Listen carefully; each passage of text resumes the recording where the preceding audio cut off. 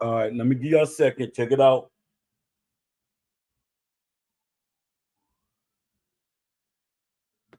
All right, we back. Um, got some things we're gonna talk about. Let me see what's going on with YouTube. Hopefully, it starts up without a hiccup. All right.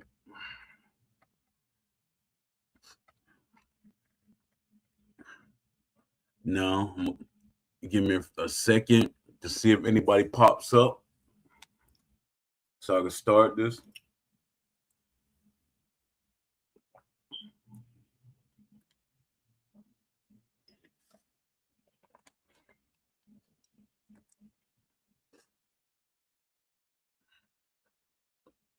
Give me a second. I'm gonna try, but I'm nah. I don't think I'm gonna try. Let me see. I'm gonna try to see if I get some people in from YouTube. I mean from Twitter. I'm hoping it doesn't. See, I'm freezing now just by me talking about it. Just by me talking about it. That's crazy.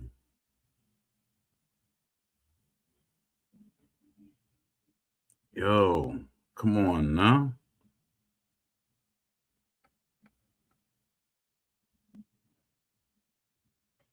Yo, come on.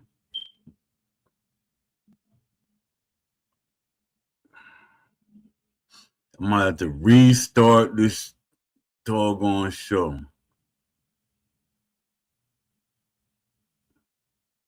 I said, being weird. Give me a second.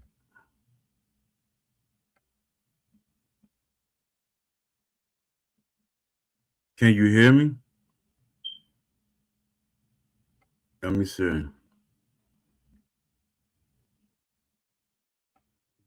Let me see.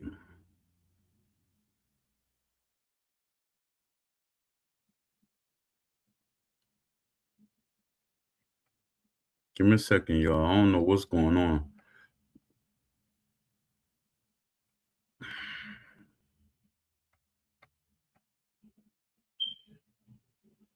See, even my background is gone. What the heck's going on, YouTube?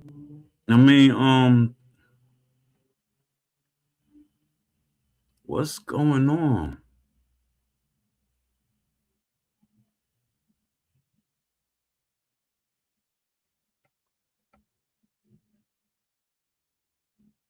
All right, got it.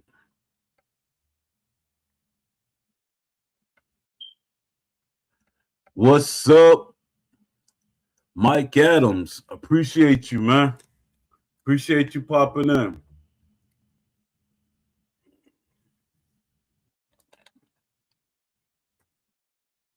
Appreciate that. Yeah, I was looking at us in the YouTube. I mean, in the Discord. It's crazy. The Discord it gets me annoyed because you got people that defend still sitting like they a part of the team. They like really defend this team, and I'm like, y'all crazy, and they get mad at people because they don't accept what the game is. But my thing is, I'm here for other companies that's making video games too, or they're thinking about making video games, so we could get them ideas and things that we want to see in the game. I'm gonna try to let one more person get in here, then I'll start reading.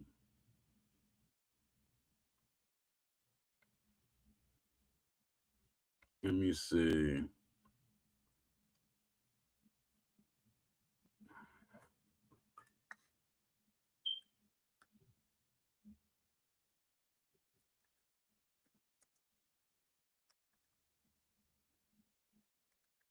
Do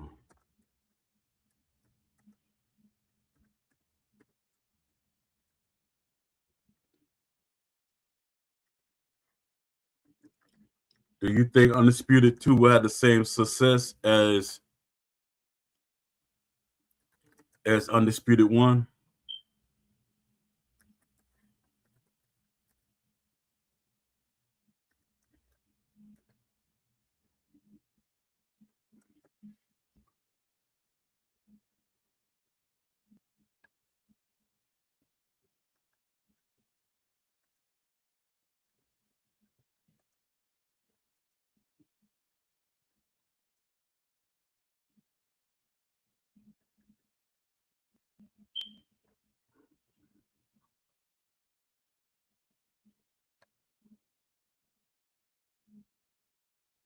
I'm precisely. Salute. Appreciate you popping in. Let me see. Yeah, I sent a post to one of the game designers of Steel City. His name is Darby. I'm gonna just give y'all his last name. I'm not gonna, put him out there. Cause they're like, Poe, why did you put him out there? Now people gonna attack them. Then I'm gonna let y'all. I'm gonna read what I sent to him. This is not an attack. This is not hate. This is not fans telling developers how to do their jobs. This is a call to action because the window to get the next boxing game right is shrinking. Stop designing in a vacuum. Boxing is not a generic sport, and boxing fans are not interchangeable with other sports audiences.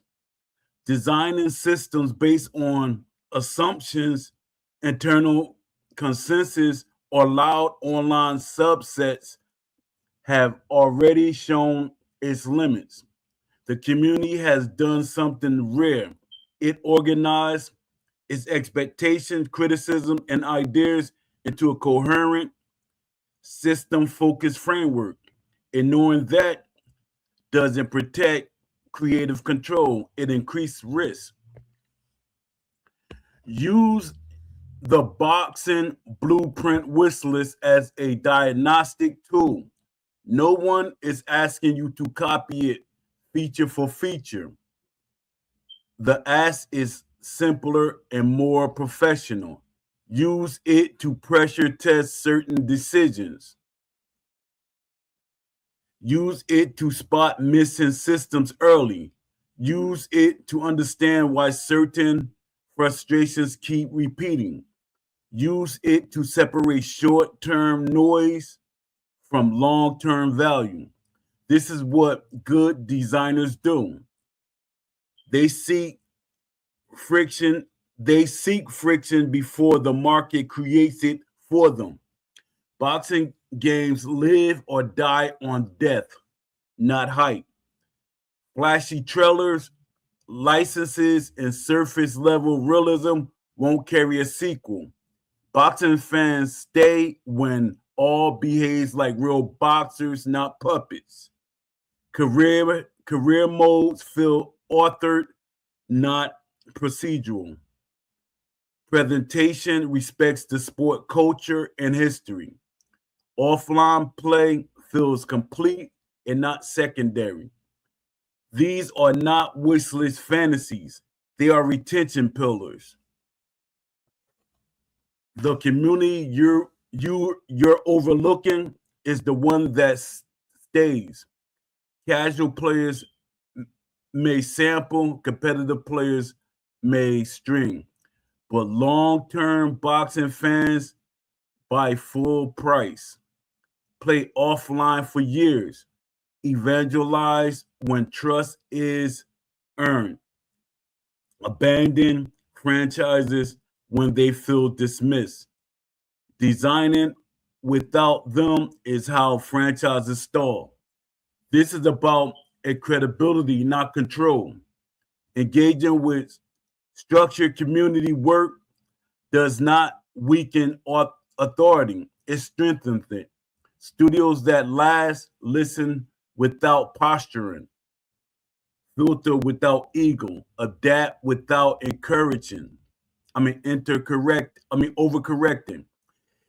If your design vision is strong, it will survive scrutiny. If it isn't, it's better to know now. To designer like Jason Darby and others at SEI, you don't need to win arguments online. You don't need to promise the world. You don't need to defend the past forever. What you do need is alignment between the sport, the systems, the audience, the future of the franchise. The boxing blueprint wish list exists because people still care enough to do the work for free. That won't last forever. The bottom line, this is the moment where you either build the foundation for a respected long running boxing series or repeat the cycle of excuses, patches, and lost trust. The community has handed you a map. You don't have to follow every road, but pretending the map doesn't exist is the real mistake. Use it, engage with it, and challenge it. That's how better games get made. That's what I sent to one of the designers at Steel City. Let me see what y'all saying in here. All right.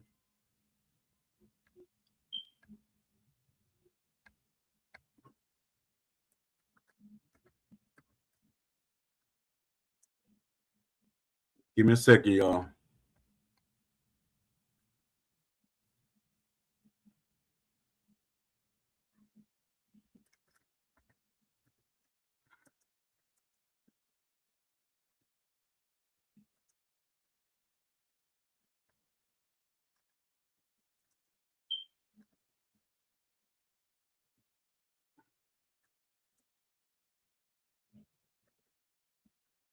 Let me see. 43.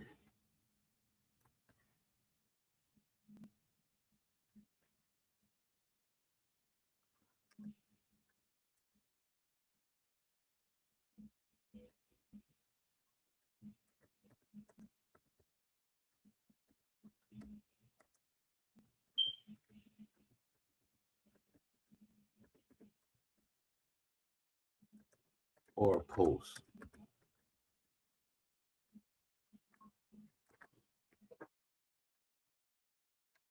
Let me see it, Justin. Yeah, it's annoying that Steel City they're not really saying anything. Jay Shep just made tutorial, a tutorial, and that's for that's for the new people that's coming in. They should have did that when they first released the game. Yeah, they should have did that when they first released the game. But I think it's too late for a tutorial at this point. But their thing is they trying to pull people and try to act like they really care about the community and the fans, but they don't, because if they cared about the fans, they would still be having discussions. They're not having discussions. Jay Shep, he's just making videos and stuff. Nobody's in the Discord or anything talking to people. Yeah, people gonna attack you, but that's part of your job. That's part of your job.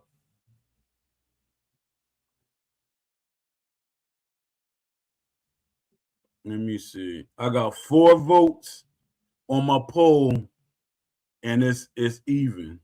Do you think Undisputed 2 will have the same success as Undisputed? I don't think it's going to have the same success because a lot of people going to feel some type of way about the game the way it is now.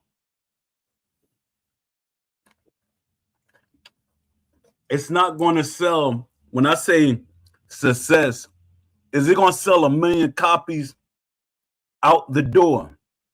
Like the first week, is it going to sell 1 million copies? I can't see that.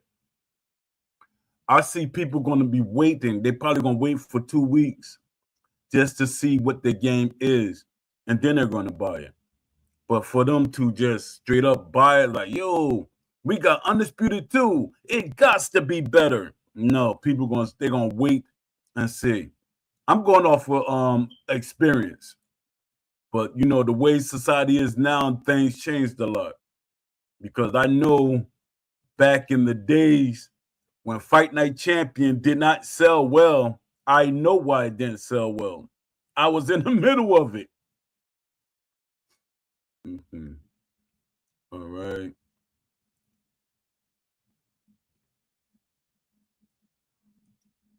The boxing game reality check. What fans aren't being told. Let me say this clearly before we go anywhere else. This episode is not a oh boy, here we go. Chat, you give me chat really messing me up. And that's me being busy trying to do everything at the last minute.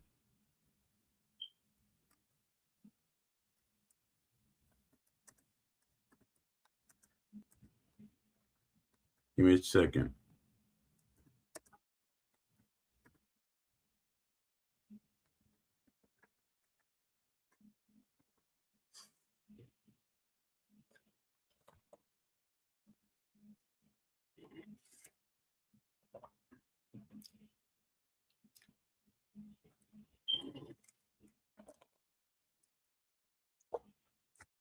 All right, let me see.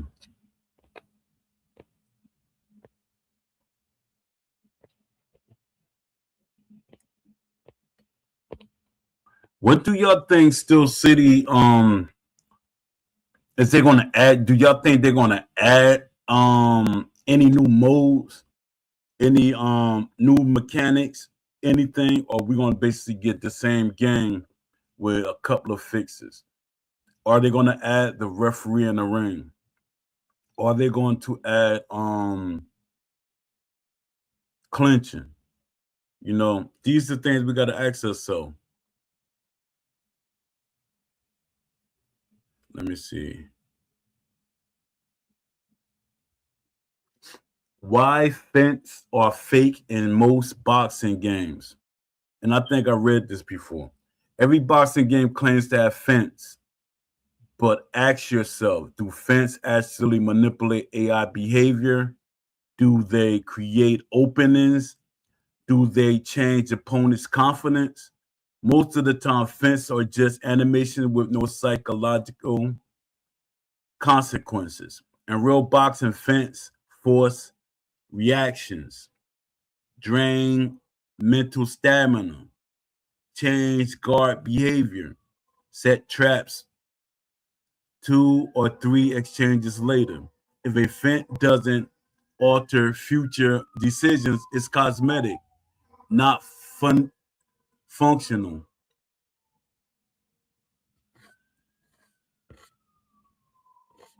Let me see. All right. This is something that a game needs. And I know a lot of people say, how is it going to be implemented? It can be implemented. All right.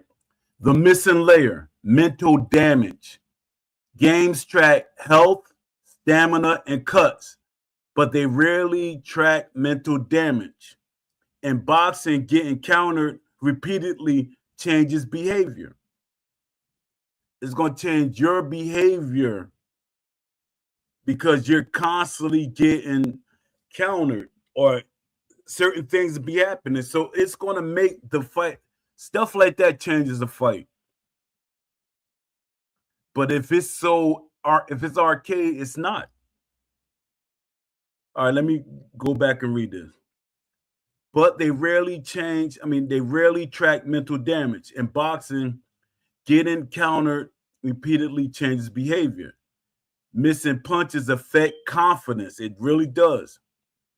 You punches at somebody and you're missing every shot. That does something to you. I experienced that quite a few times. I was too slow for the person. Being walked down alters decision speed. Being walked down alters decision speed. A boxer who's not hurt can still be broken.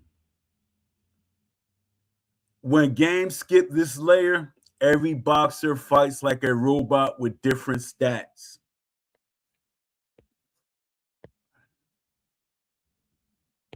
Let me see. All right. Corner advice that actually matters. Corners in boxing games are usually flavor text, buff selection, generic advice. But real corners do something games games don't simulate. They reframe the fight. The corner doesn't say punch more. They say he's timing you. Reset your jab. Stop giving ground. You're winning. Don't trade. Corner advice should alter AI logic, shift priorities, change risk thresholds. If corner advice doesn't change behavior, it's just noise. And this, I think I touched on this yesterday, but the way AI is nowadays, the way technology is set up, and if y'all don't believe me, y'all could do the research. The way technology is set up is they can have trainers in the corner that have different IQs and different things that they look at, and you come out to the corner and they tell you what you're doing wrong and what you need to do. But it still might be on you to listen or not. Let me see. Boxing games don't simulate fear. Here's something no one wants to admit. Fear is real in boxing. Fear of power, fear of counters, fear of embarrassment, fear of gassing out. Games simulate damage, but not hesitation. A boxer who's scared throws half punches, abandon game plans, and stop committing. When when fear doesn't exist, courage doesn't matter either. The real missed opportunity. Here's the truth. Boxing games don't lack technology. They lack philosophy. They build punches before psychology, animations before intention, modes before meaning. Until boxing games model thought, doubt, patience, and adjustments, they'll keep feeling like simulations of motion, not simulations of boxing. Give me a second. Let me see what y'all saying in the chat.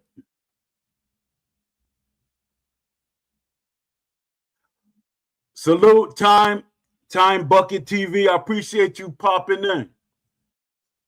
Everybody hit the like button, please. I appreciate it. The game was fine in early access.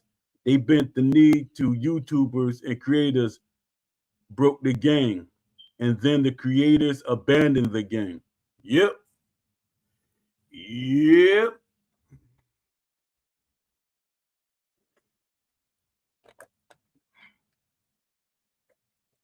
100%. I just played UFC 4 for a few games online, and the head movement and hit detection was way better than Undisputed. And that's the craziest thing. That's why I be telling people, Steel City has so many games that came before it that they could have borrowed ideas and built on them. They could have made them better. So that it's our first game crap. It doesn't make any sense. They keep using that it's our game. This our first game excuse because people gonna accept it. People choose to accept it. It's nowhere in the world Steel City could be making a game this bad after 6 years. It's their first game, man. Shut up, man. It's their first game. It's their first game, but they have veterans and they have things that came after them. It's their first game, but it's not the first boxing game that was ever made. Y'all keep getting things twisted. It's not the first boxing game that was ever made. They had blueprints that they could make better, But people keep giving them excuses. They're giving y'all excuses. That's the difference between a person with a child mind and a person with an adult mind. And Steel City is hoping that they got people that have children mind. Yes, it makes no sense the way people keep giving them excuses. They have veterans on the team. Veterans. Games that came before them, sports games. They don't supposed to just look at the boxing games that came before them. They got to look at all the sports games that came before them and say, hey, what can we use from each of these sports and make it better in a boxing game? Like one thing that they should have looked at was NFL 2K5. The presentation. That would have made this game crazy, even if it had broken mechanics. But their thing is they're not trying to do, they're trying to do as least as possible. Whoever's in the studio, I know y'all listening, whoever in the studio, y'all trying to do as least as possible. Y'all not trying to make this game better. And my thing is, out the box, you want to make a great game. Because even if you get fired or let go,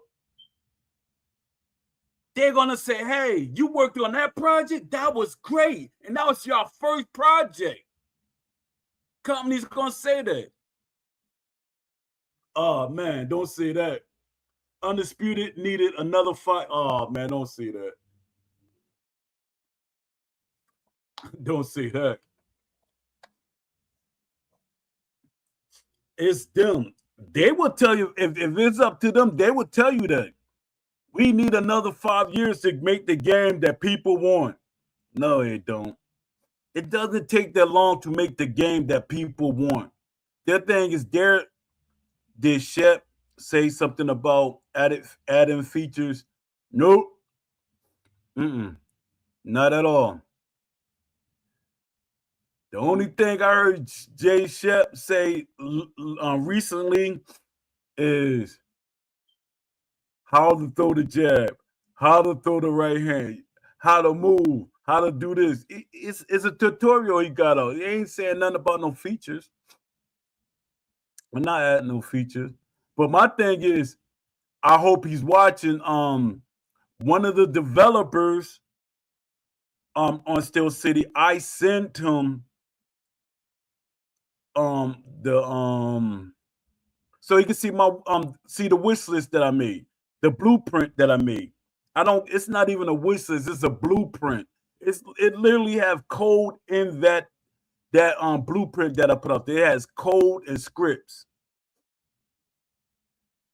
Norton Block Solo, salute for popping in. So what EA Fight Night excuse for going from round 3 to champion? What UFC excuse going from undisputed 3 to? I was getting on. I was with EA for 3 video games. I was staying on a back. I told them, and this how so much perception I have in the community. I told them that Fight Night Champion wasn't going to succeed. I said that game is not going to succeed. I said, y'all messed up. Y'all focus too much on the story mode and not the basic game. And they said, you're correct. They said the studio wanted them to focus on the story mode to draw in the casual fans. Still, I mean, EA thing is casual fans are more important, but casual fans do not stay the longest. Casual fans play, get bored, and leave. The boxing and hardcore fans stay the longest. Same thing go with other sports games. UFC. Some of the people were boxing fans and they tried to play UFC. They stopped playing it. EA said, hey, I know how we can make boxing fans stay. Let's put some boxers in the game. That's exactly what they did. Put boxers in the game, hoping that boxing fans would come to the UFC game. Yeah, but the story mode ain't helped them. The story mode didn't help them sell the game. The story mode just was like, hey, it got high accolades from IGN and different sites, but the story mode didn't help them sell no games. They going with the story is over. Yeah. And the thing is, and I was sad because once I heard the developer tell me, he said, we are prepping to make, they was already preparing for Fight Night Champion 2 to EA told them to stop because they didn't sell that many copies enough to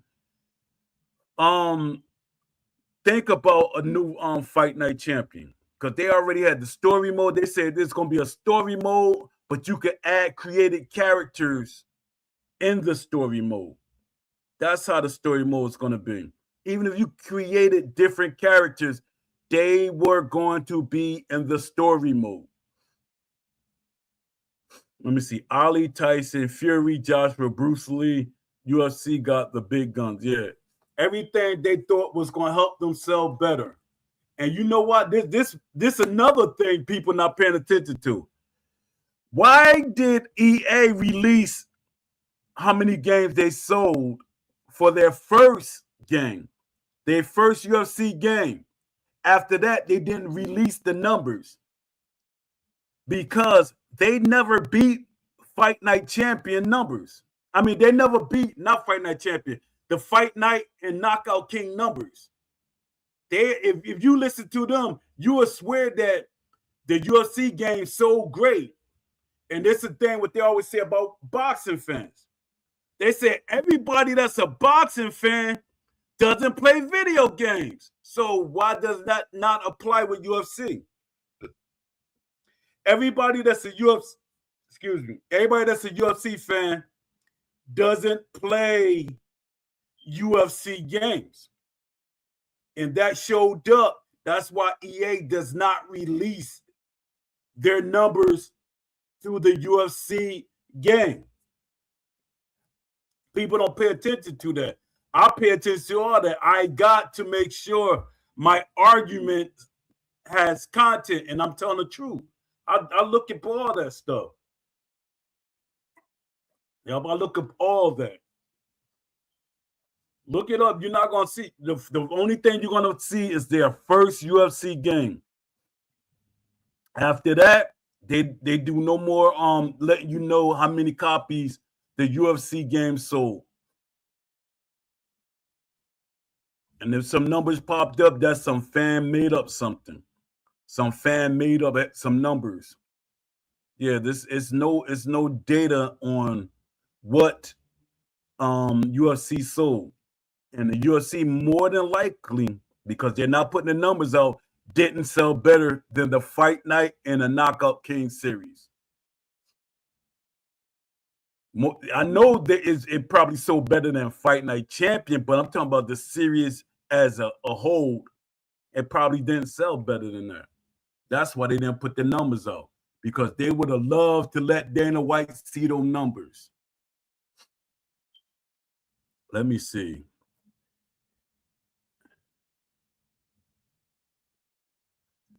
Boxing game blind spot. Why nobody is designing for, all right, the absence of consequences between rounds.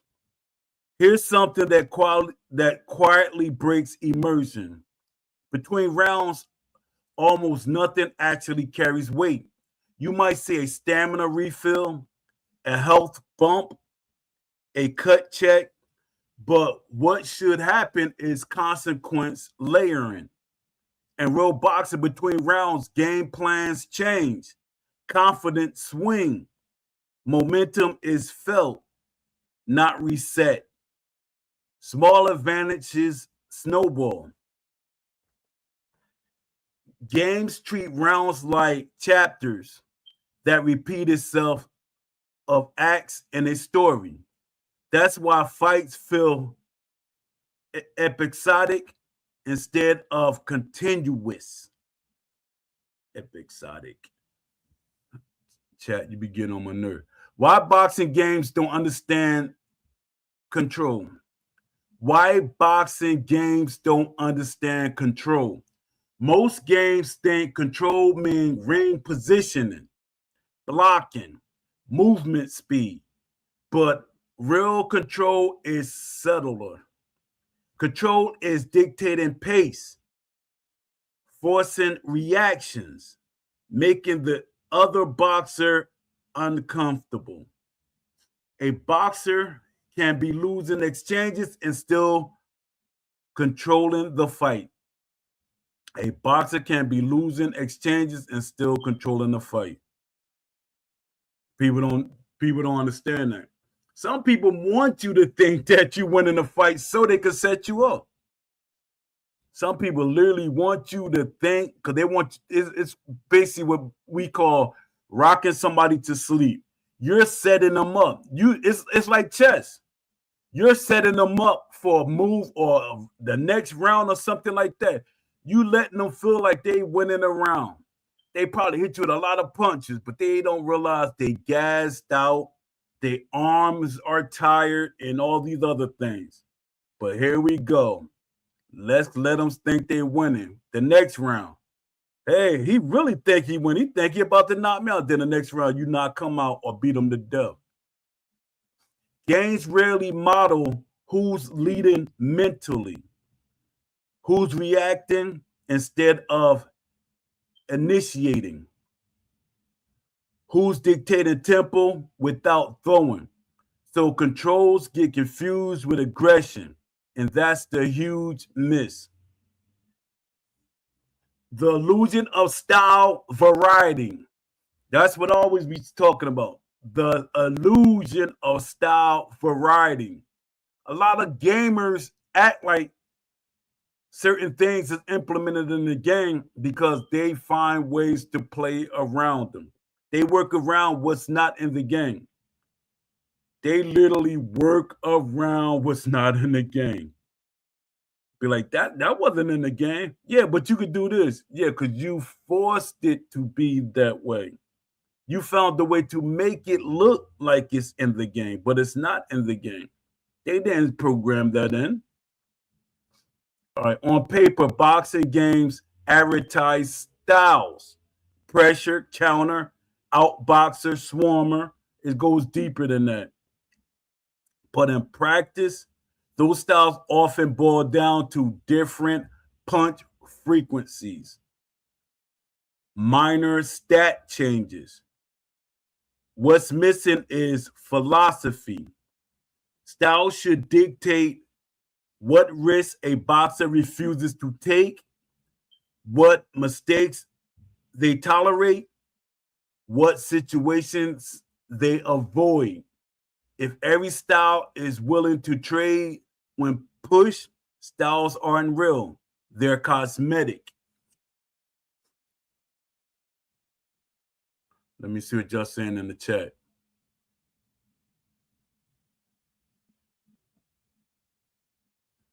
All right, let me see. What mistakes don't matter enough? In real boxing, one mistake can haunt you for rounds. One mistake, one bad habit gets exploited repeatedly. One predictable pattern get punished. Games often allow instant recovery from bad decisions. Games allow repeated unsafe habits with no learning penalty. AI should remember what works against you, what scared you, what opens you keep giving. Without memory, boxing becomes reactionary instead of strategic. The missing layer, ref influence. The missing layer, ref influence. Refs aren't just rule enforcers, they're part of the fight ecosystem. Refs influence clinch frequency, inside fighting, tempo, psychology, pressure. Games rarely simulate warning thresholds, ref penalties, boxer adjusting behavior to avoid penalties. Without ref presence, fights feel sterile, like sparring instead of sanctioned bouts. Yeah, that's what I be saying. Referee is a part of boxing more ways than a lot of people. That's how you can tell when people casual. They don't realize that people use the referee to their advantage. They use it to reset. Because if a joker throwing a lot of punches, you grab him and clinch him. For one, you get a rest, and the referee gonna break y'all. Now he has to reset. Now you don't strategize what you're gonna do when he resets, because you know what he's bringing to the table. You know what style he's bringing. Even if he ain't throwing a lot of punches, you might clinch him. So you could, in your mind, be like, what I'm gonna do? He just do this combination, that combination. You grabbed them, and you figuring it out. Now the referee broke y'all. Now you know what to do against what he did. A lot of people don't see it. They see it as you're just going to clinch and clinch and clinch. And then this is the thing. You can keep a person from clinching you, or find a way to get out of the clinch. People just want rock'em sock'em robots. I know I say that all the time. It just get annoying. Why endings feel hollow? Ask yourself this: how many boxing games end fights in ways that feel earned? Not flashy, not cinematic, earned. Most endings are sudden KOs, stat-based decisions, abrupt stoppage. What's missing is foreshadowing. Real endings feel inevitable before they happen. Games often don't communicate momentum swings, growing desperation, tactical collapse, so the ending feels random instead of consequential. Consequential. That's that's Will's favorite word. Consequential. Beast always said, yeah, if y'all hear Beast say that, Joe, that took out you dying laughing. All right. The crowd is treated like decoration. Crowds in boxing games aren't passive. I know y'all say, oh man, they don't matter. The crowd and is treated like decoration. Crowds in boxing arenas aren't passive. They influence confidence. They change energy. Even in boxing video games, I've seen people get excited. They change energy, affect momentum. Games mostly use crowds as audio loops, visual fillers. Crowds should react to ring control, momentum shifts, dominance, boring stretches. A silent crowd should mean something. A loud crowd should change behavior. And y'all keep, I know somebody saying, man, they can't add all that stuff in the game. Yes, they can. Why y'all keep giving them excuses for what they were too lazy to do 15 or 20 years ago? Because I know from back then, they could have added these things in. And you know what they used to tell me? Poe, and we give them everything, we're not going to have nothing to add to another version of the game. And I said, you still can give it to us and you can add other things.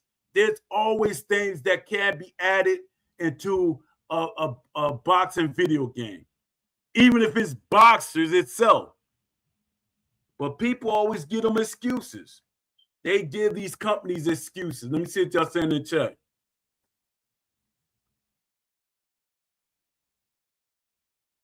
What's up, Lamont Davis? Salute. Appreciate you popping in. Appreciate you. Mm-hmm.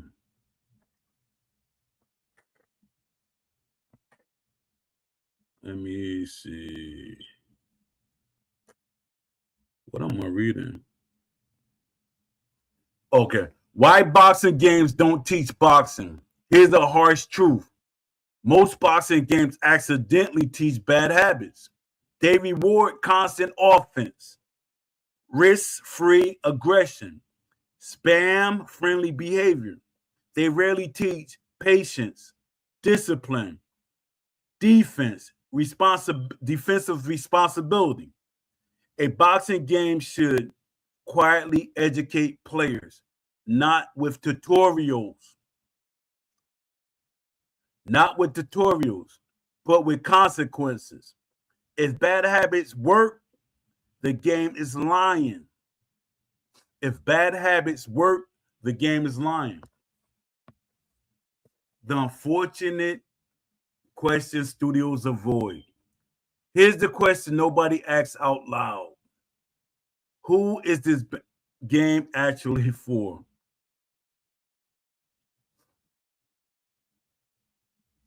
Competitive grinders, boxing purists, casual fans, content creators, offline strategists, trying to please everyone, usually results in pleasing no one deeply.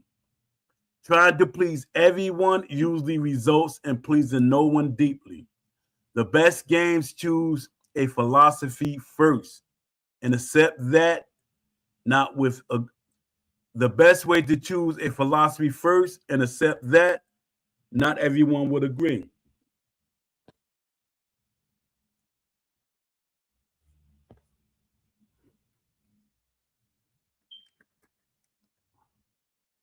Give me a second, y'all.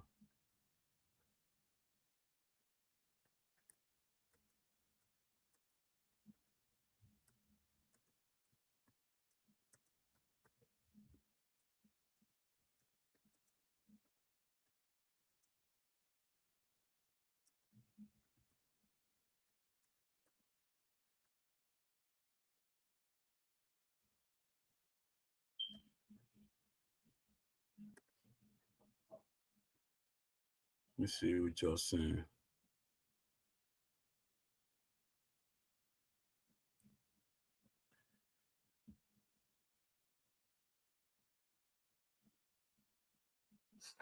All right. Why do boxing games rarely reward restraint? Because restraint doesn't look exciting in trailers. Reality. Boxing is about knowing when not to throw. A game that doesn't reward patience accidentally trains players to fight stupid. Why does every boxer feel brave no matter the situation? Because fear isn't modeled. Fear changes punch commitment, foot placement, and reaction speed. Without fear, courage has no meaning. Why don't missed punches matter enough? Because stamina loss is too generic. Reality, missing should affect balance. It should. They don't have when you throw certain punches, especially if you're off balance, your punch should be way off balance. Missing should affect balance, confidence, and positioning. not just a stamina bar. Why does ring control feel cosmetic instead of strategic? Because the game tracks location, not influence. Reality, ring control is about forcing decisions, not occupying space. Why do boxers abandon style under pressure? Because style isn't protected by logic. Reality, a style should include things a boxer refuses to do, even when losing. Reality, a style should include things a boxer refuses to do, even when losing. Why does damage feel disconnected from behavior? Because damage is visual, not psychology. Not psychological. Reality, a hurt boxer shouldn't just fight worse, they should fight different. A hurt boxer shouldn't just fight worse, they should fight different. Why do AI boxers forget what worked earlier in the fight? Because most AI systems don't retain memory across rounds. The reality, without memory, there's no adaptation, just repetition. And AI can remember things. It's called adaptive AI. It remembers what you did early in your fight, and if you program it right, it remember what you did in older fights. AI can remember things. It's the way you program it. This technology I know exists. I'm making my due diligence to get all the information that I can gather that developers say cannot be done and see that it can be done. I used to do that every year. Every time somebody's making a boxing game, I know what can be done. EA made me become that way. Why do rounds feel isolated instead of cumulative? Because rounds reset variables instead of compounding them. Reality, momentum should carry weight, not disappear at the bell. Momentum should carry weight, not disappear at the bell. Why does corner advice rarely change anything? I read that already, chat. Fine. Why does every fight escalate instead of de-escalate? Because games equate excitement with escalation. Reality, some of the best boxing happens when fights slow down. And this is something that I have a disagreement with. Some people think that everybody should fight toe to toe. Everything should be toe to toe. And they say that is boxing, toe to toe, that's boxing. No, boxing have different styles. It shows how lazy some boxers are. It shows how lazy some boxers are. They don't want, like, somebody like is so-called quote unquote running. They don't want to cut the ring off. They don't want to find a way to stop him, because he's going to hit you with 3 or 4 punches and move away, but you don't want to chase at them. That's all you got to say. Hey, I don't want to chase at them. That's on you, though. You're letting him win the fight. Some people don't want that.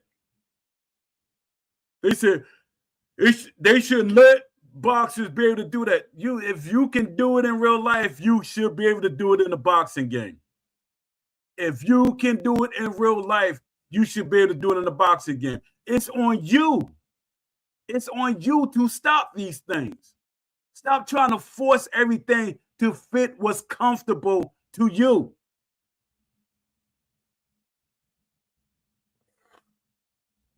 Let me see.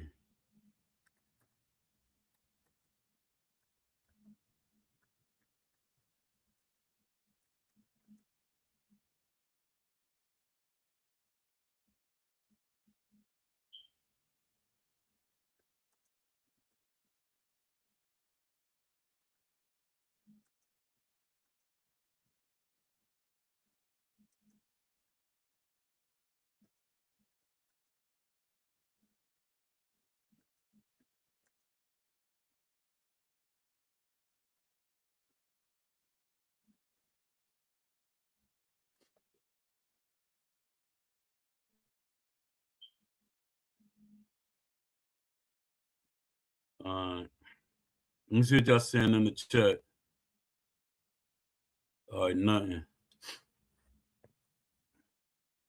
All right, why do boxing games rarely simulate boredom or disengagement? Because boredom is treated as failure. Boxing includes low, dead rounds, and tactical stalemates. Ignoring them removes contrast, making excitement feel flat. My thing is, yeah, in boxing, there's going to be some boring rounds, especially if both of y'all are high energy fighters. And, a lot of y'all probably feel like everybody should be able to knock somebody out. Some people just not going to be able to knock somebody out. And they got to feel, because that's what everybody wants. They want a knockout simulator. That's what they want. They don't want a boxing game. They want a knockout simulator. Some people want to really beat you to death. They want to outbox you. They want to use skill. They want to play chess, not checkers. And people get mad at that,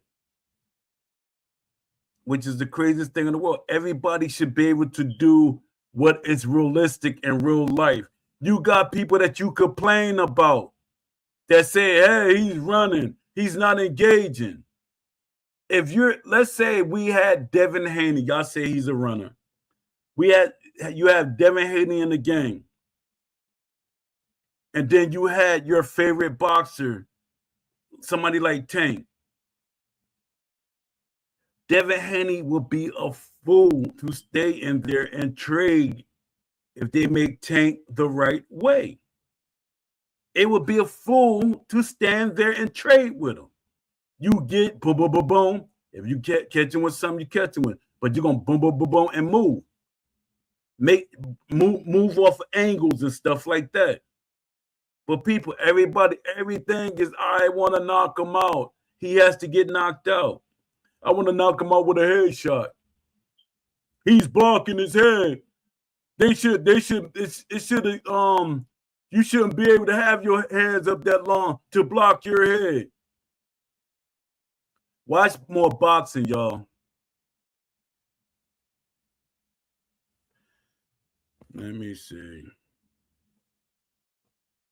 Why do boxers never fight ugly on purpose? Because ugliness is seen as unmarketable. Survival tactics, spoiling rhythm are all core to boxing IQ. Some boxers box ugly. They box crazy. And a lot of y'all want everything to look pretty. Everything in boxing is not pretty. Some boxers, they fight ugly. Why does fatigue only reduce output, not judgment? Because fatigue is treated as a physical value only. Reality, mental fatigue causes bad decisions before physical collapse. Why are pre-fight narratives irrelevant once the bell rings? Because narratives are siloed from systems. Reality, a hype rivalry should affect composure, risk tolerance, and crowd energy. Why do boxing games avoid asymmetric risk profiles? Because system tree is easier to balance. Real fights are unfair by nature, and that's where drama lives.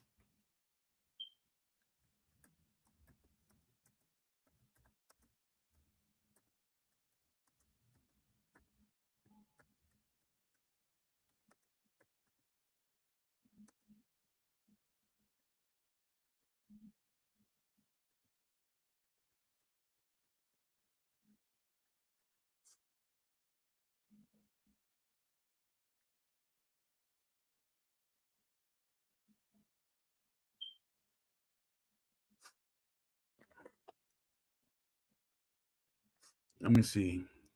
Why do boxing games rarely show their development roadmap? No, all games show their development roadmap and then they stop because they're scared. Still City, they're scared. They don't want to show no roadmap anymore. Somebody told them on the team, hey, don't show them no roadmap because then you're holding yourself accountable. Still City does not want to be accountable for anything. That's why it's not showing us a roadmap. I don't think we're going to see a roadmap for Undisputed 2. All right. Why do games rarely show their development roadmap publicly? Because transparency exposes gaps. Studios avoid roadmaps when they aren't confident features will survive production. And that's crazy. Surviving production? Who is it telling y'all to remove these things? I know, but I don't want to get on that boat because a lot of people would try to sink it. All right. Why are boxing games marketed before systems are finalized? Why are boxing games marketed before systems are finalized? Because funding and visibility often comes before completion. Early marketing is used to secure momentum, not reflect readiness. Why do boxing games rely heavily on influencer previews instead of open demos? Why do boxing games rely heavy on influencer previews instead of open demos? Before I even answer that, I'm gonna say what I want to say. My thing is, it was a mistake for Steel City to let gamers preview the game first. I think boxers should have previewed the game first so they can say, hey, it looks and played just like boxing. But when you get gamers, they're going to influence the competitive side of it. And then they're going to leave us stripped down to everything's type system, everything the same across everything, because they want everything to be, they don't want nobody to have a style that replicates the real boxer. Because they always feel like the real boxer's strengths or weaknesses are cheat codes. And that's the craziest thing in the world. You're playing a boxing game. It's crazy. Let me see. What's up, Aaron? Laughing out loud. You seen what Undisputed posted?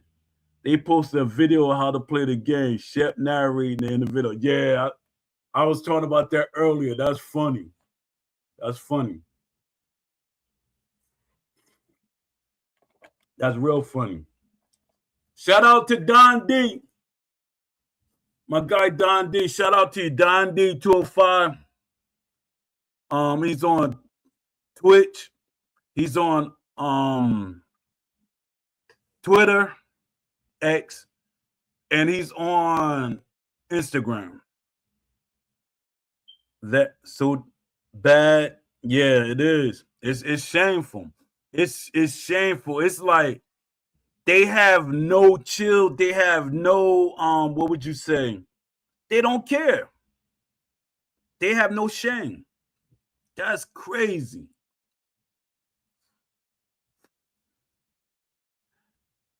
Why are community questions often answered vaguely instead of directly?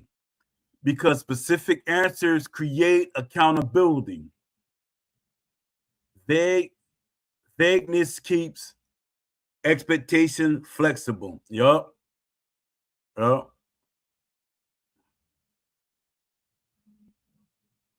Oh, I didn't even finish reading what I was reading. Why do boxing games rely heavily on fluid previews instead of open demos?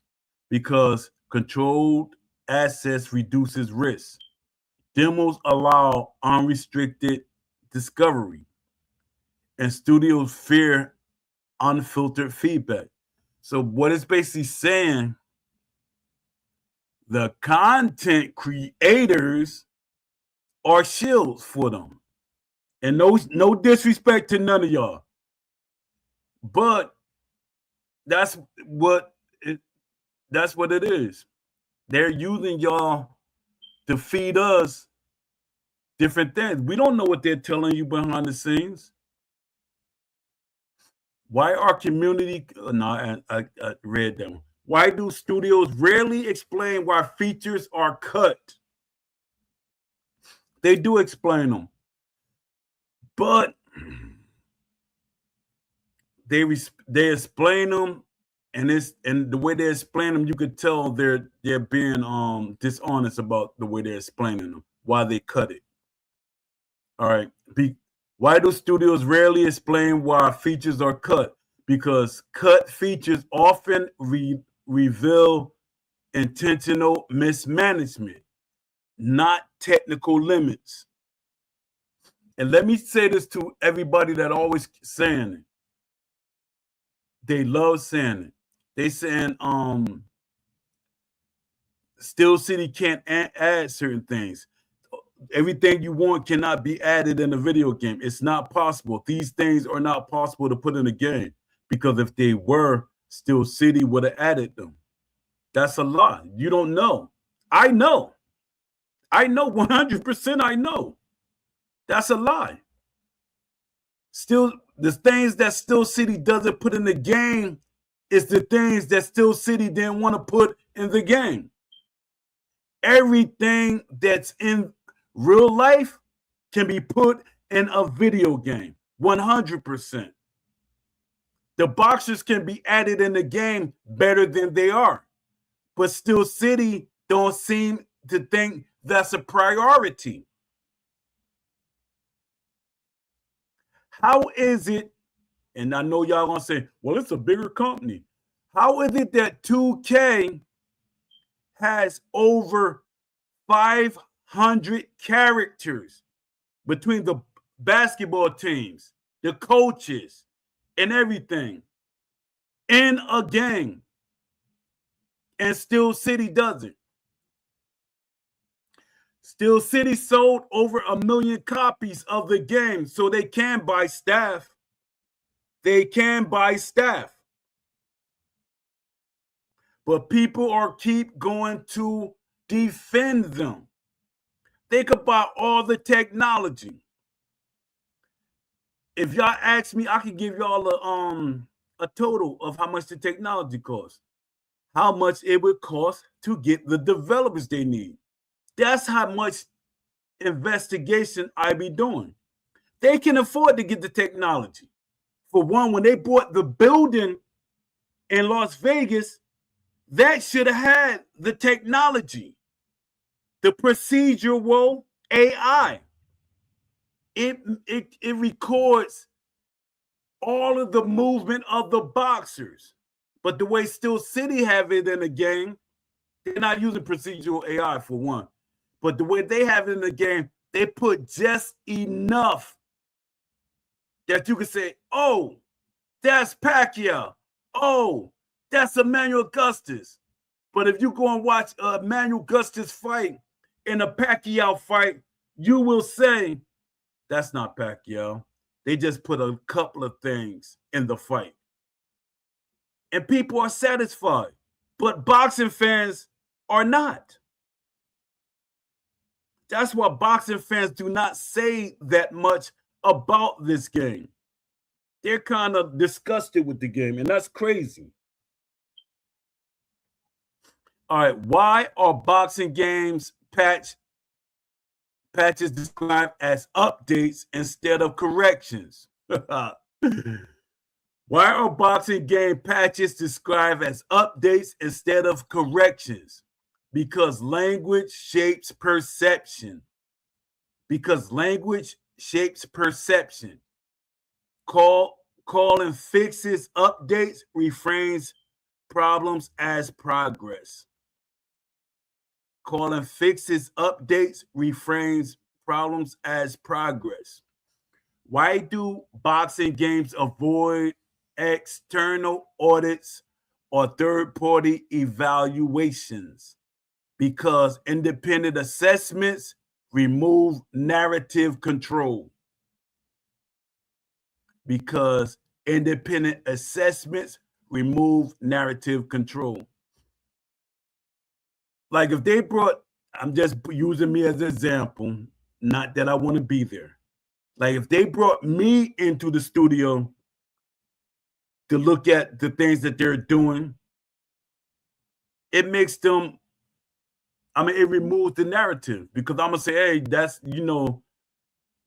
these things can be added. And I will literally show them off of my laptop or whatever, literally show them what can be added in the game. All the things that they saying can't be added, and I can show them that they can be added. A lot of people can't do that. They think that I'm just being over the top. You don't know what you're talking about. Yes, I do. 100%. 100%. Why are play testers rarely credited transparently? Because feedback sources are contradict market. Because feedback sources can contradict marketing claims. Why are playtesters rarely credited transparently?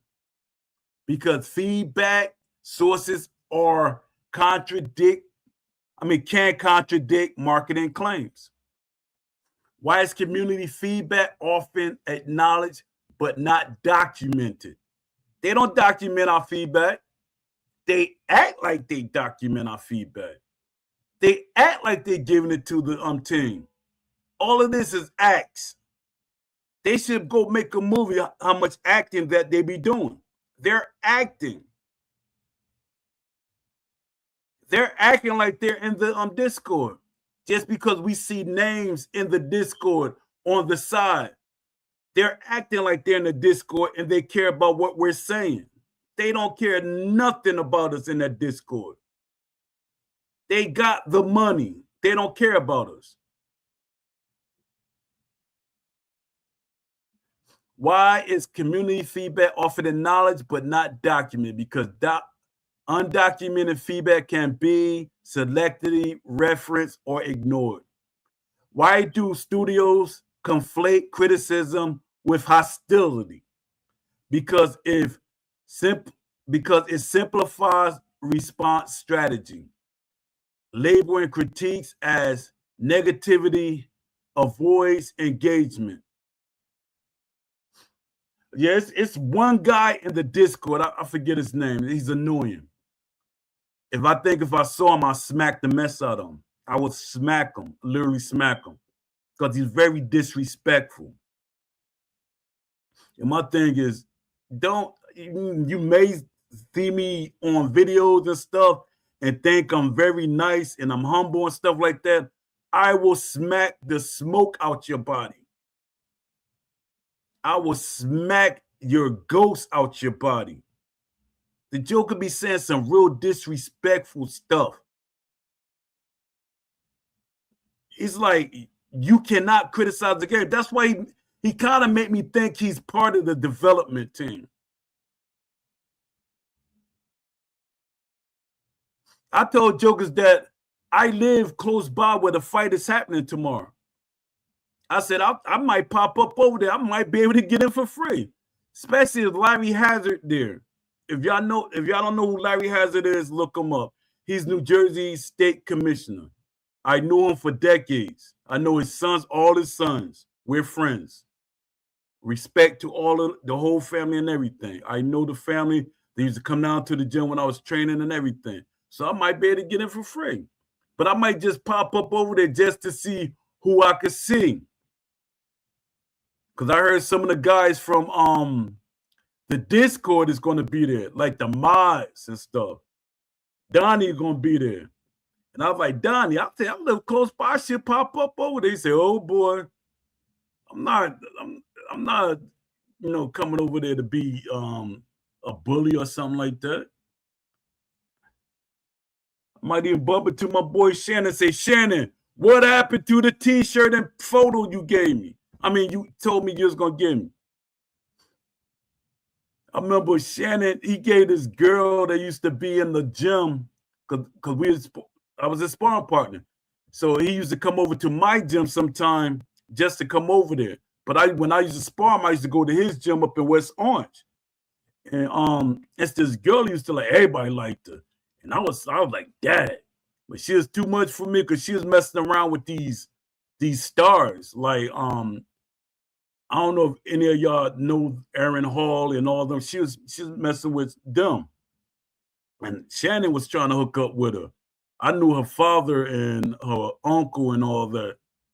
And he gave her a portfolio and they had a photo of him. And she gave it to me. And she's like, here. She said, you can have this. And my thing was, I don't want the photo he gave to you. For one, he signed it to you. I wanted him to give me a photo. And I was like, yo, like Shannon, I said, we friends. He said, yeah, you know we friends. I said, but that's not good enough. When you tell people that you know Shannon Briggs, that he's your friend, that's not good enough. Because they're going to be like, oh, he just saying that, he capping.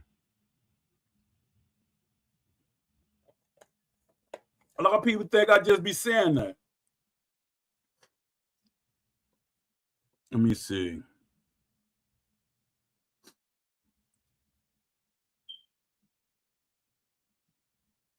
Why do studios conflate criticism with hostility? Because if simplified response, because it simplifies response strategy. Labeling critiques as negative avoids engagement. Labeling critiques as negative avoids engagement. Why do boxing games launch without feature parity across platforms? Because staggered development timelines are hidden behind branding. Because staggered development timelines are hidden behind branding. Why do studios rarely discuss post-launch staffing changes? Because turnover signals instability, even when normal. Why are delays framed as polish instead of restructuring? Why are delays reframed why are delays framed as polish instead of restructuring? Because polish sounds optional. Restructuring sounds serious. Why are boxing games announced before core pipelines are proven? Because announcements attract talent and investors, not players. That's why they did that. Before they got the investors, why are games announced before core pipelines are proven? Because announcements attract talent and investors, not players. Why do studios avoid setting measurable success criteria publicly? Because vague success is easiest to claim. Because vague success is easier to claim. Why are technical limitations emphasized, but design limitations downplayed? Because technology can be blamed. Design decisions cannot. Why do studios rarely revisit early promises explicitly? Because memory fades faster than screenshots. Why is community trust treated as renewable instead of finite? Because short-term engagement metrics hide long-term erosion. Why do boxing games struggle to retain veteran fans? Because veteran measures progress, not novelty. Why do studios fear saying we don't know yet? Because uncertainty is seen as weakness, even though honesty builds credibility. All right, let me see what y'all saying in the chat. All right, let me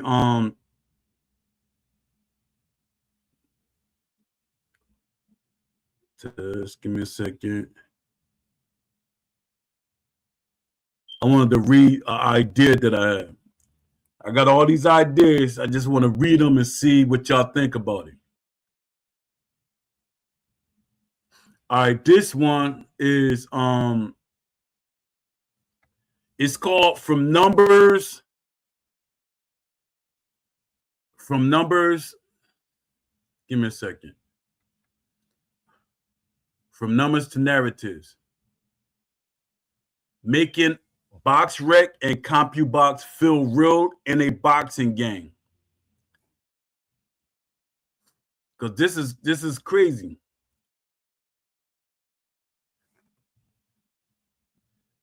If BoxRec and CompuBox are treated like real living systems, and not static menus, they can give a boxing game like NFL 2K and NBA 2K broadcast level immersion I'm talking about.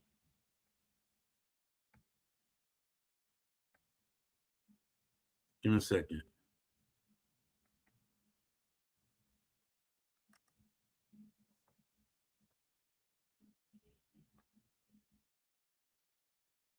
All right.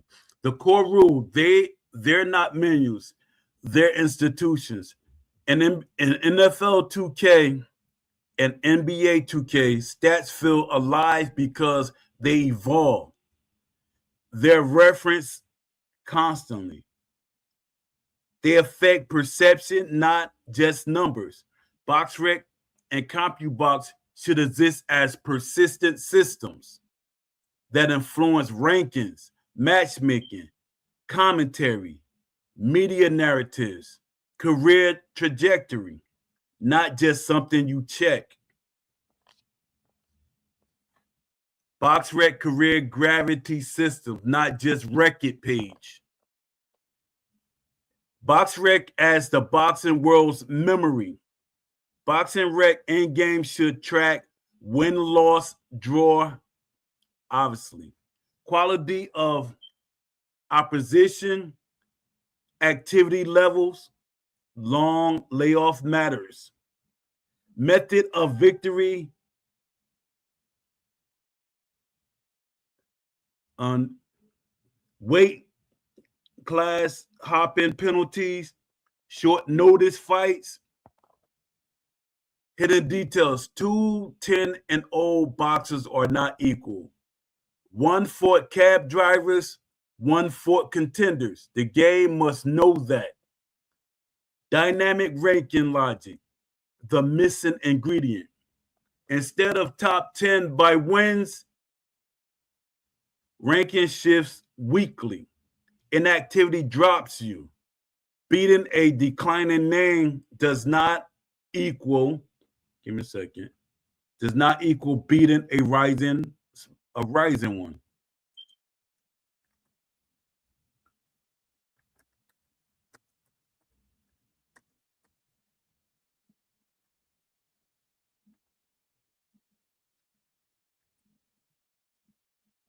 All right.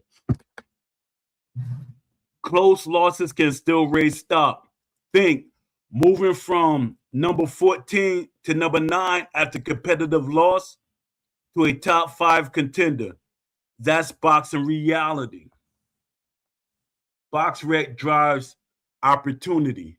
Your BoxRec standings affects promoter interest, TV slots, undercard versus main events, short notice call-ups, title eliminators, eligibility. This mirrors how 2K, my career, gates, endorsement, and minutes. This mirrors 2K's my career, gates, endorsement, and minutes. CompuBox, the language of the fight. Give me a second. A real-time broadcast style integration. CompuBox should appear between rounds, during replays, in corner advice, and post-fight analysis, not just totals, patterns,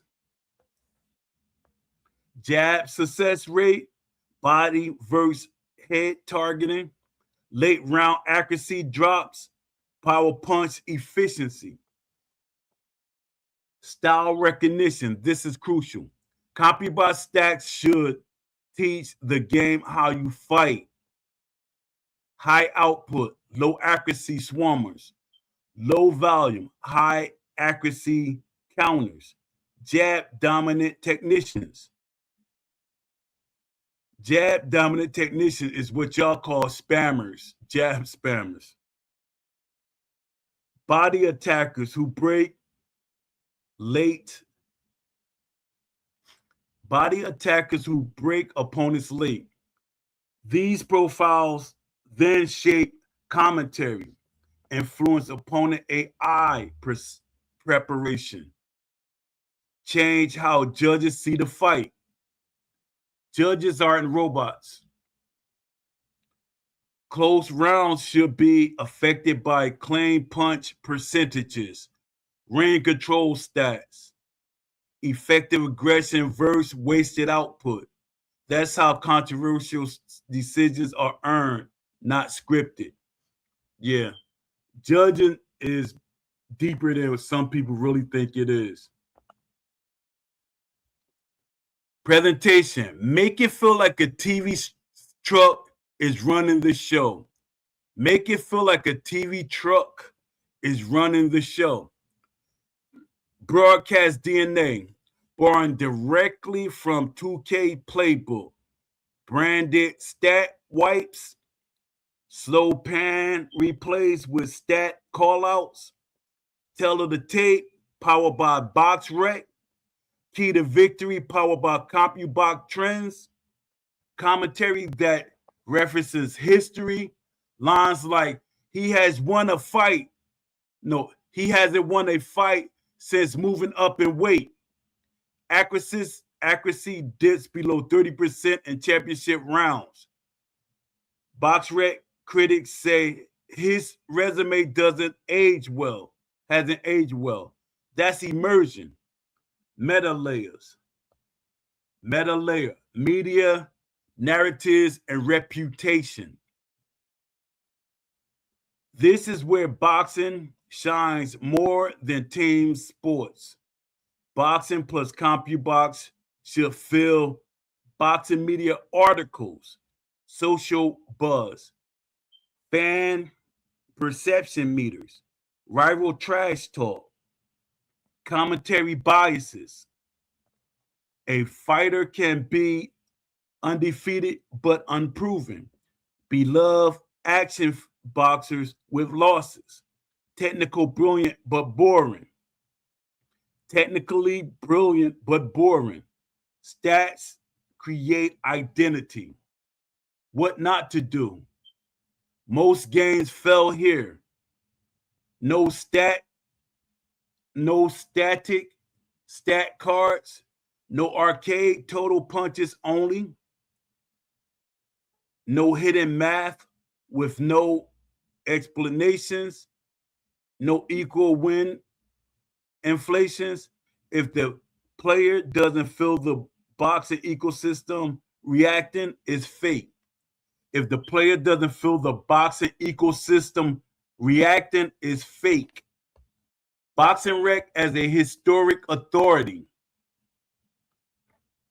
Boxing Rec as a historic authority, not just current rankings. Career snapshots by era. Boxing Rec shouldn't just show now. It should archive prime years, peak rankings, longest winning streak, notable declines, what went wrong moments. So when commentary says this fighter hasn't looked the same since the broken orbital in 2028, It's backed by real data trends. Title lineage matters. Title lineage matters. Belts aren't just trophies. Each belt has lineage.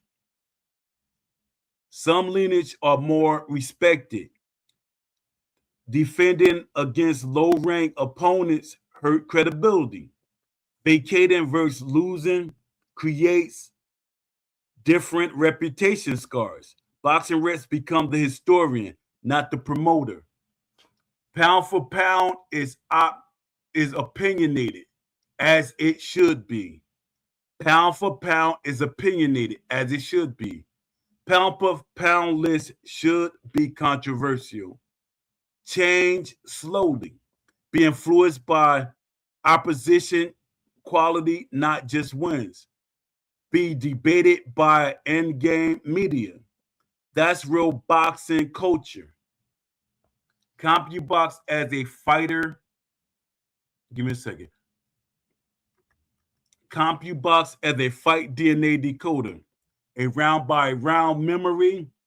Each round should log, punch, thrown, landed, clean versus glancing blows, body versus head, emphasis, tempo changes, fatigue, induced drop-offs. Later, the game remembers he faded after round 8 historically. That affects AI confidence, corner advice, opponents' game plans.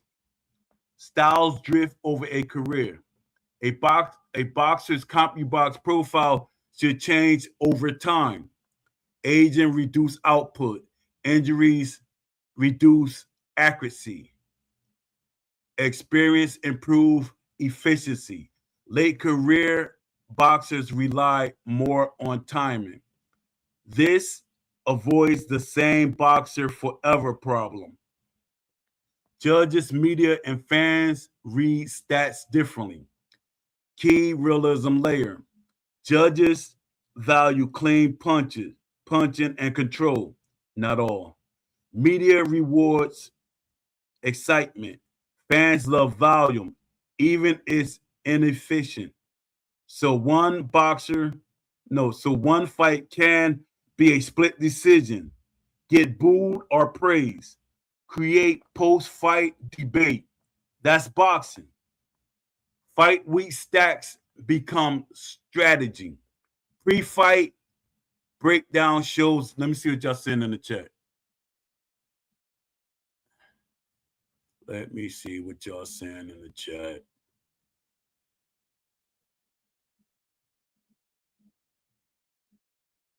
Just saw that video. Oh my boy. Oh my. They want PS Plus players to get into it. Yeah. Random Thought. Salute for popping in. I appreciate you. Appreciate you showing up. Eve of fight day, y'all. Eve of the fight day. I probably would have popped up over there, but it's too cold outside. It's freezing here. It's freezing. I went grocery shopping and man, I was like, Dad, do I really need food? I know how to fast. Man, it was freezing out there. All right, let me see. Let me finish reading this. All right. Pre-fight breakdown shows before the bout, BoxRec resume comparison, CompuBox tendencies, key to victories overlays, historical opponent similarities. Opponents prepare based on your actual habits, not archetypes. Trainers reference real data. Trainers reference real data. Corner advice should sound like, you're losing the jab battle. He's landed more, but not cleaner. Your output dropped 20% since round 6. That's how real corners talk. Numbers with intuition. All right. Scouting, matchmaking, and politics. Scouting, matchmaking, and politics. Matchmaking, Matchmakers read BoxRec like resumes. Promoters look at risk versus reward, upside potential, style compatibility, marketability versus danger. This create ducking, high risk, low reward fights, dangerous step ups, career mismanagement paths. Cherry picking has consequences. If you avoid contenders, fight only faded names, take too many hometown decisions, your BoxRec credibility drops. Media questions you. Pound for pound, voters penalize you. Fans lose interest. This is how boxing self-polices imperfectly. Broadcast presentation. Make stats emotional. Stats during drama, not pauses. Show CompuBox during knockdown replays. After momentum swings. When stamina collapses. During controversial rounds. Numbers enhance emotion. They don't interrupt it. B. Legendary comparisons. The game should say, no one at this weight has landed this many body shots since 2015. That instantly creates legacy weight. Let me see. Post-fight equal reaction. After every fight, BoxRec rankings update animation. CompuBox trends analysts, media headlines, split opinions, fans sentiment shifts, rivals callouts triggers by stats. A boring win hurts momentum. A violent loss can raise stock. That's boxing reality. All of this could be added in the game. And y'all saying, hey, if Steel City could add it, they would have added. No, they not. No, they're not. A lot of stuff EA didn't add, and I know why they didn't add it. Like I keep telling y'all, they said, why add all this stuff now when we got other games we're going to have later? And that never happened. That's one of the reasons why people want things in the game. When we give you the ideas, put it in that game. Don't try to wait for another game because there's no guarantee there's going to be another game. EA really thought, well, the developers really thought it was going to be a Fight Night Champion 2. I keep telling y'all thinking I'm making it up. They really did say it. I'm not making this up. I have no reason to make it up. If they make it or not make it, it don't matter to me. I'm not trying to get no points. I don't need everybody to like me. I got a wife and a son to like me. They probably don't like me. Yes, they do. All right.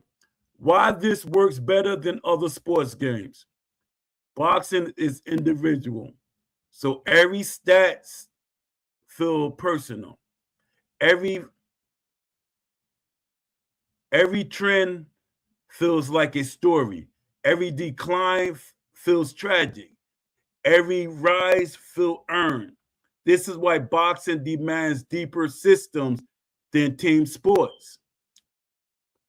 The real bottom line, to match the emergence of NFL 2K5 and NBA 2K, BoxRec equal memory, legitimacy, career gravity. CompuBox equals truth of the fight, style DNA, controversy, fuel. Together they shape careers, drive narratives, influence perceptions, create debates, not menus, not numbers, a living boxing world. That is one of my ideas.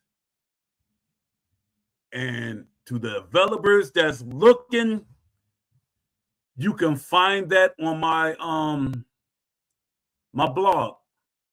I'm gonna post it in the chat. Give me a second. Y'all could go to the blog and you can see it. Even y'all could, if y'all want to. A lot of people be like, that's too much to read. You got 1,474 posts so far. And that's light. If you look to see when I first started this wish list, you'll be like, Dad. These are ideas that I got another wish list. I just said, let me start on my own. The other one is more of a community wish list. It's like people in the community, those are their ideas for EA at the time. What's up, PLO 617? PLO style. Let me see. The PLO said the PS Plus thing might blow up in their face. The game issues might get highlighted even more than it is already. I think so. I think they opening the door for more criticism, more people in the Discord. Yeah, I think it's gonna blow up in their face, and it's gonna be crazy. Yeah, I don't know. I don't know. I don't know if that's a great idea what they're doing.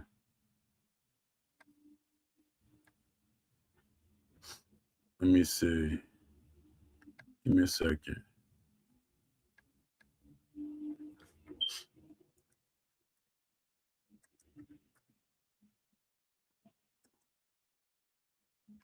Give me a second.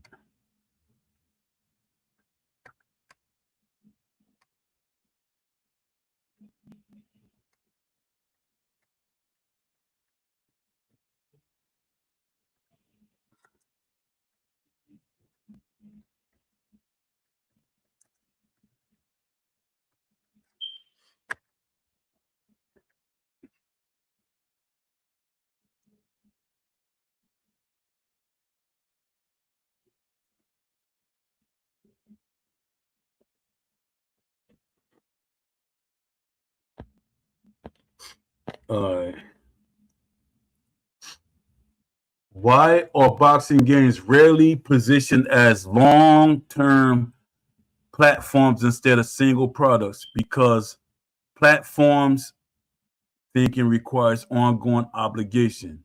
One-off products allow studios to reset accountability with sequels.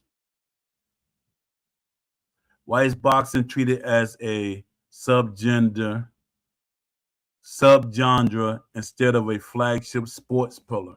Because boxing lacks yearly license cycles that guarantee recurring revenue, not because interest is low.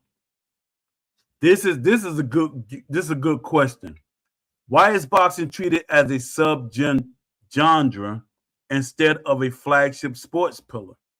Boxing makes billions of dollars. Boxing is worldwide. Boxing has over 100 games. If you factor in tech sims, VR, and other games, there's over 100. So it's not niche. Why is boxing treated as a subgenre instead of a flagship sports pillar? Because boxing lacks yearly licensing cycles that guarantee recurring revenue, not because interest is low. And it's also when companies do make boxing games, they're very minimal to what boxing is. It's like they take the arcade approach to it. It's like they're saying, hey, it's a boxing game, but boxing fans are not invited to the party. That's what it sounds like. Hey, competitive gamers and gamers, fighting gamers. And those people, it's like the game is modeled more for them instead of catching the attention of people that want boxing as a sport. Boxing is a sport.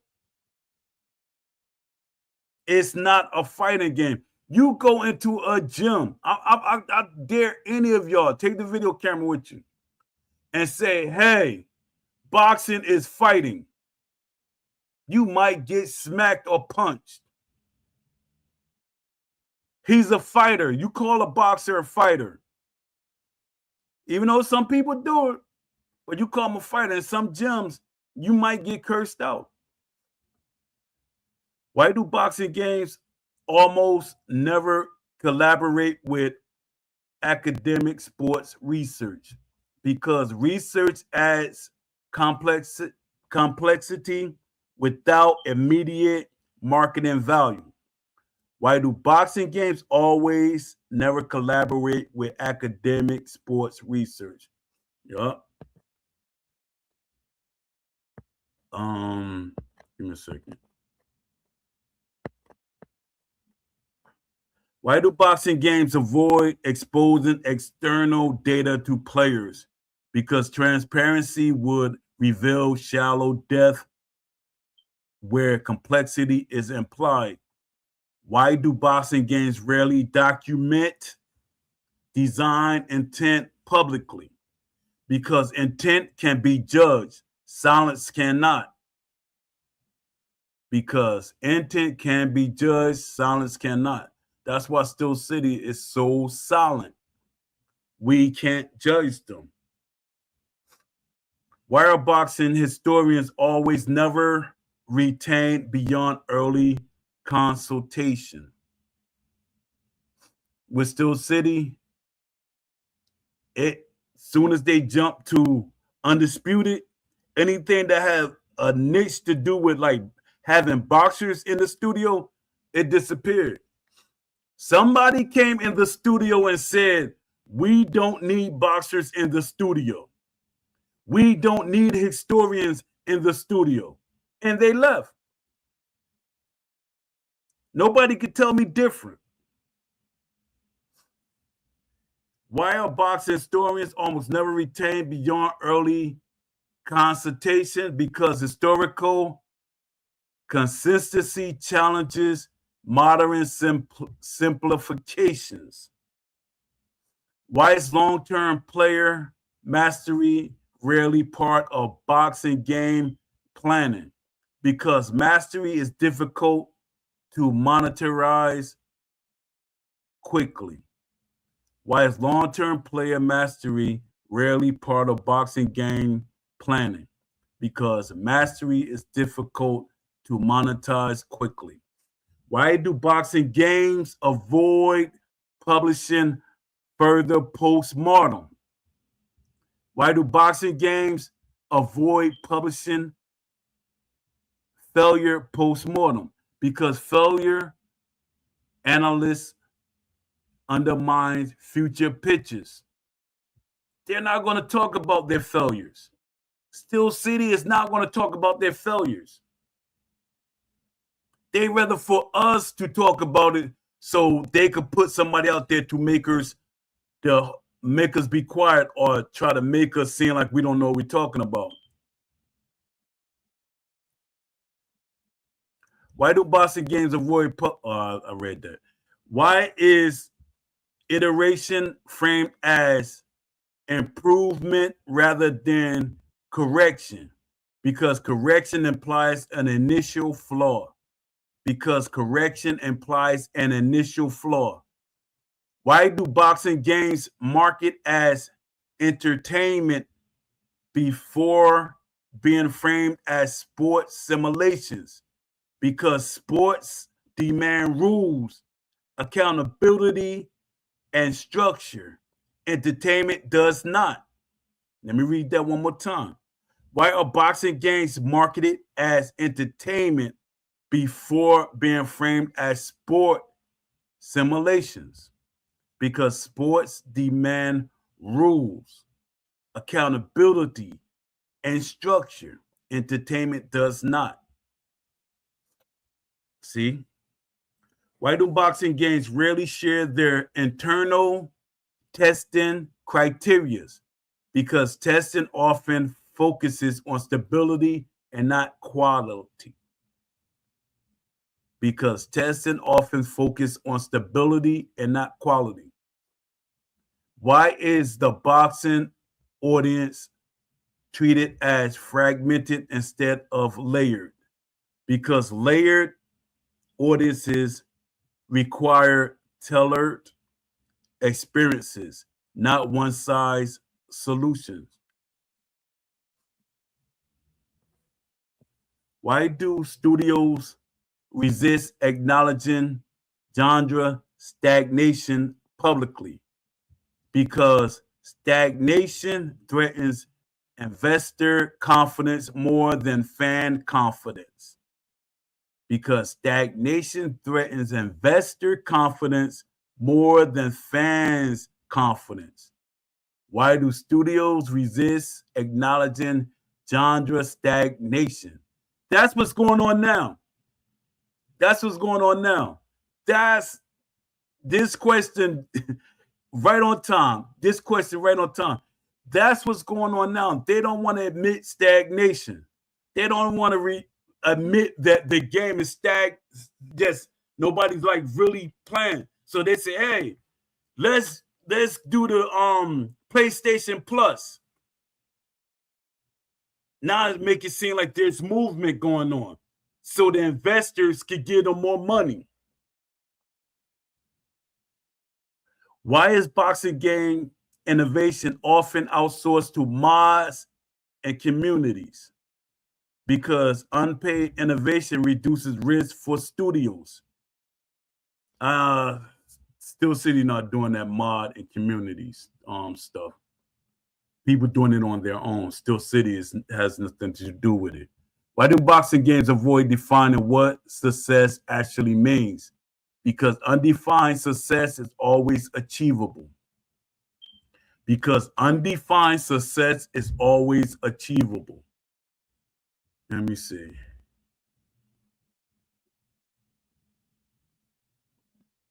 Shaolin Fred, what's up? I missed you yesterday. Glad you showed up. That means you good. You all right. Yeah, because I missed you yesterday. When people don't know boxing, they call it fighting. Yeah, that's disrespectful. You can fight in boxing, but it's boxing. Yo, Poe, what are you doing? Yo, Poe, what are you going to do? Smack, man. It's 100% to fake more players' engagement for the investment. Yeah, that's what it is. They're trying to fake more player engagement with the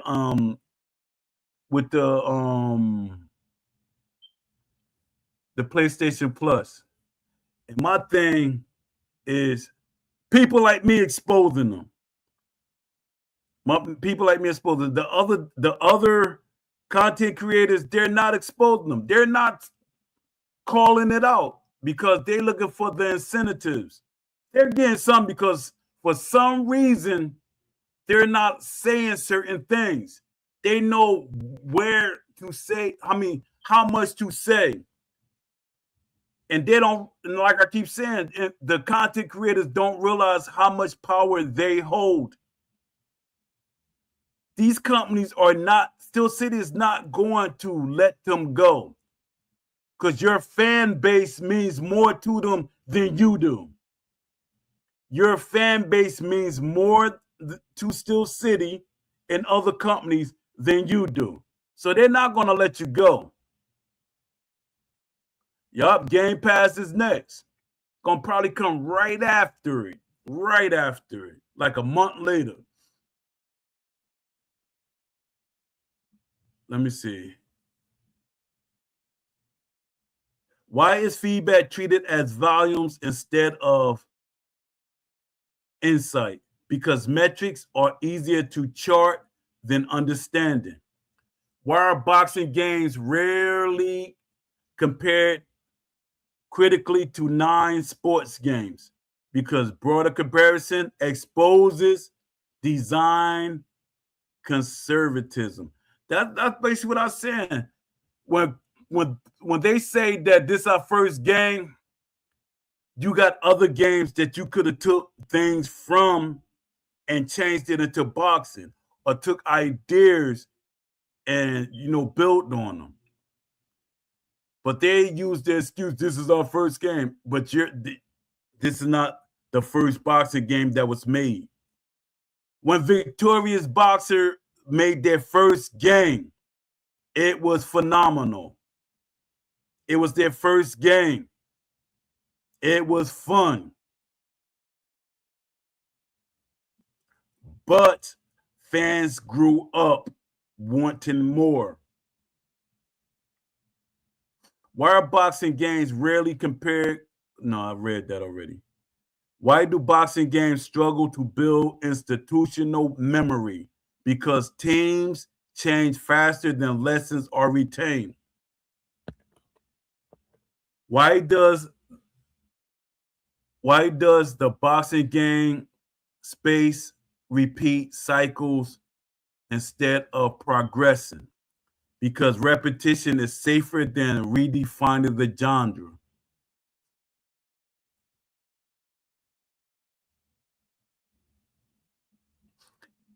Let me see. Give me a second.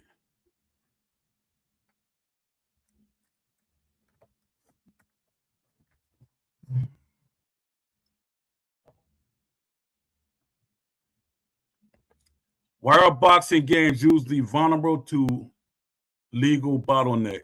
Because boxing rights are fragmented across individuals, estates, promoters, and regions, unlike league-based sports. Why do boxers' likeness negotiations slow production more than people realize? Because negotiations don't just cover appearance, they include behavior, portrayal limits, and legacy protection. None of that is in Steel City. Behavior, the boxer behavior, the portrayal of the boxer, the way the boxer is portrayed in the game. There's no tendencies in the games. So the boxer, everything that with a lot of these contracts, that's why they get people like Tommy the Duke Morrison. Like I said, his wife wanted me to say something to Steel City. I said, that's your husband. You should have more say. And I was telling her what needs to be fixed. Say, your husband is not being portrayed the way he's supposed to be portrayed in the game. He don't even look like Tommy the Duke Morrison to me.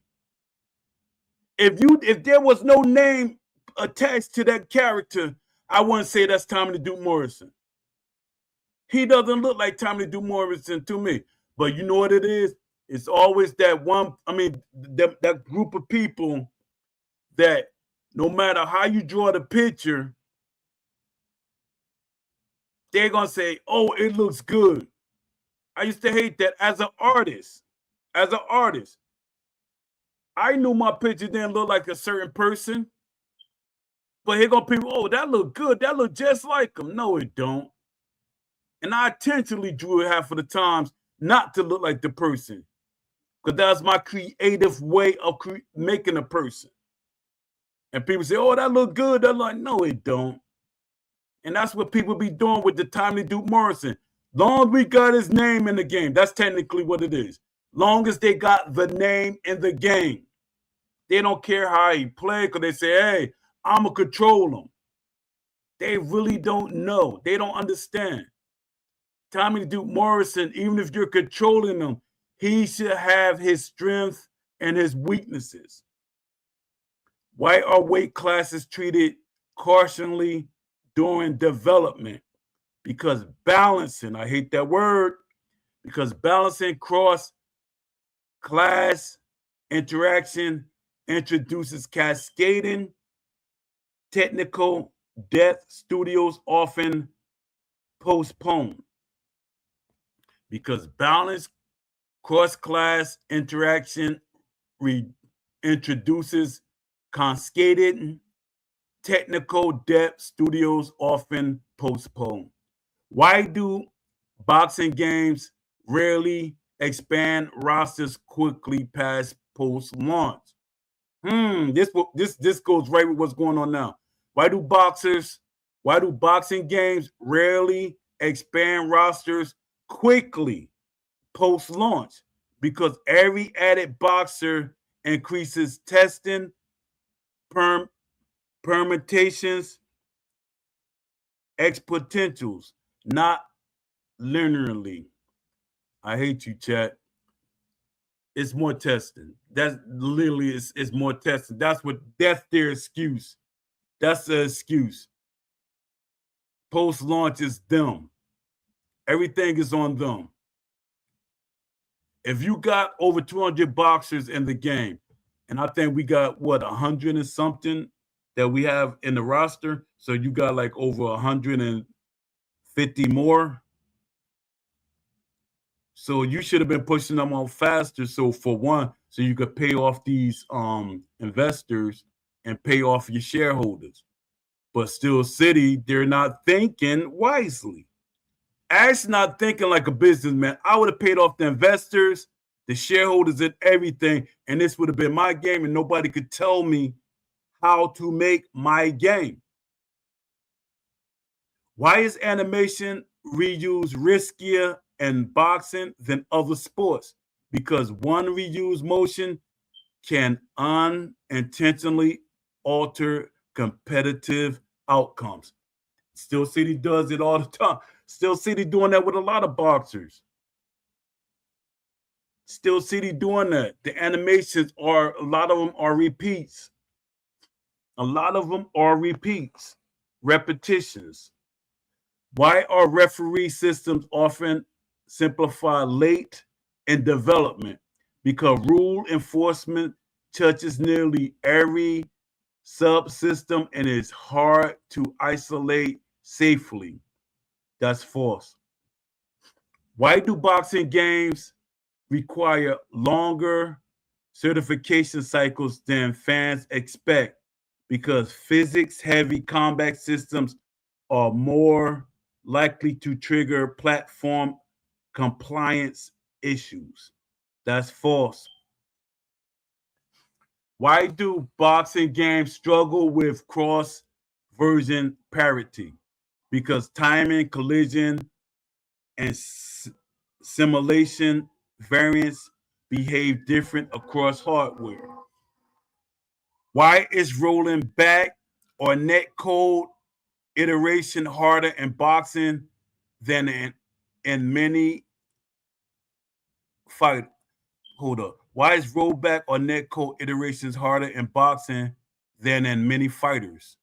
Because boxing relies on continuous motion rather than discrete states.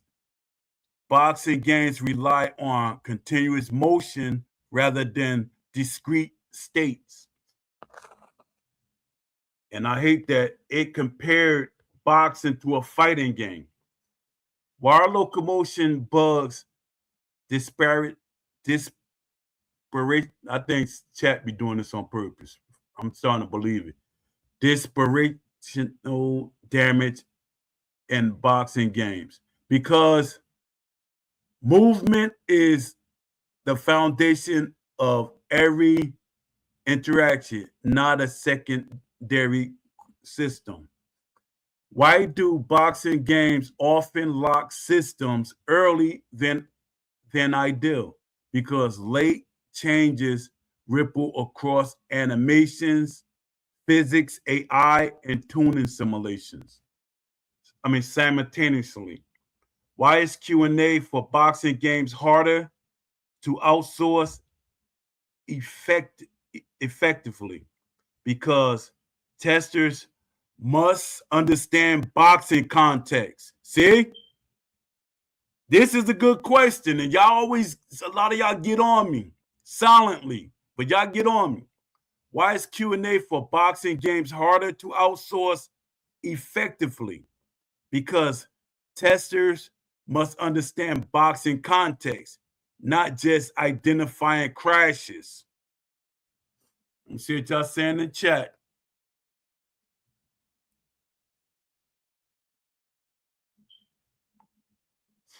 Let me see.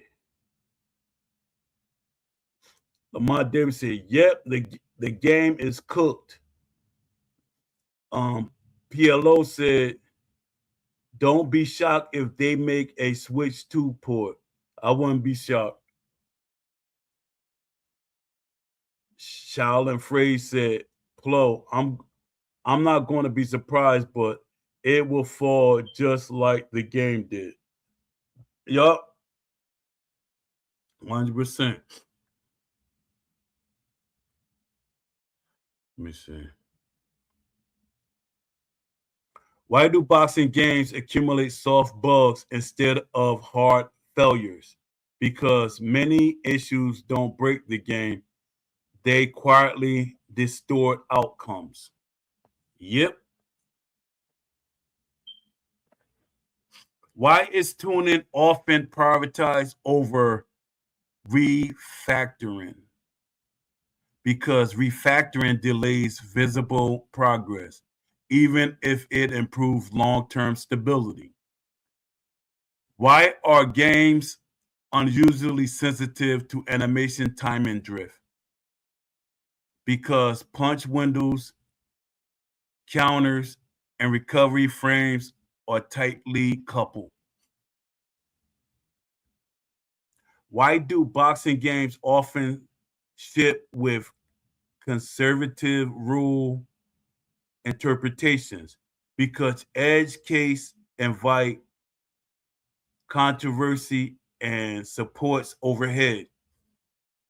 Why is feature rollback more common than feature expansion post launch? Because removing complexity is safer than introducing new interaction layers. Why do boxing games struggle to scale difficulty meaningfully?